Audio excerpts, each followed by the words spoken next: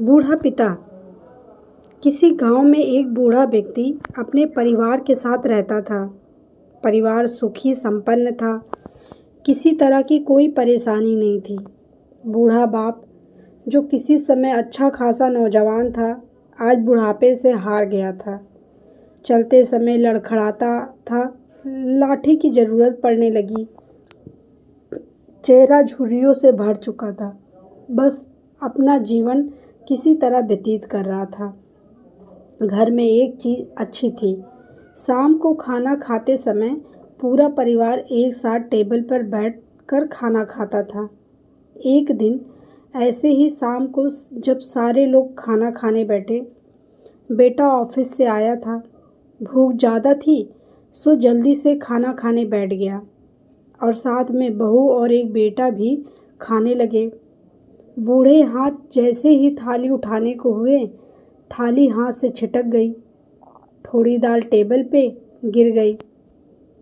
बहू बेटे ने घृणा दृष्टि से पिता की ओर देखा और फिर से अपना खाने में लग गए। बूढ़े पिता ने जैसे ही अपने हिलते हाथों से खाना खाना शुरू किया तो खाना कभी कपड़ों पे गिरता, कभी ज़मीन पर।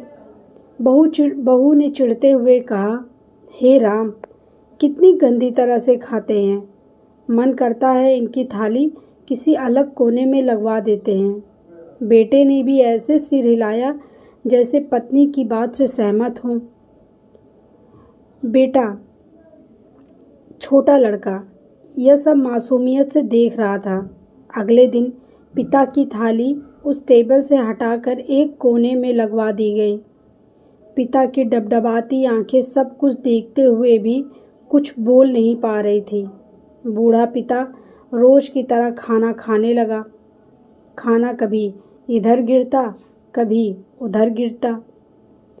छोटा बच्चा अपना खाना छोड़कर लगातार अपने दादा की तरफ देख रहा था।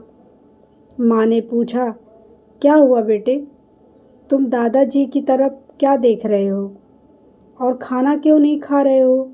खाना क्यों नहीं खा रहे? छोटा बच्चा बड़ी मासूमियत से बोला, माँ, मैं सीख रहा हूँ कि वृद्धों के साथ कैसा व्यवहार करना चाहिए। जब मैं बड़ा हो जाऊँगा और आप लोग बूढ़े हो जाओगे तो मैं भी आपको इसी तरह कोने में खाना खिलाया करूँगा। बच्चे की बात बच्चे के मुंह से ऐसा सुनते ही बेटे और बहू दोनों कांप उठे। शायद बच्चे की बात उनके मन में बैठ गई थी, क्योंकि बच्चे ने मासूमियत के साथ एक बहुत बड़ा सबक दोनों लोगों को दिया था। बेटे ने जल्दी से आगे बढ़कर पिता को उठाया और वापस टेबल पे खाने के लिए बिठाया, और बहू भी भागकर पानी का गिलास लेकर आई कि पिताजी को कोई तकलीफ ना हो। कहानी अच्छी लगी हो तो कृपया लाइक और सब्सक्राइब करना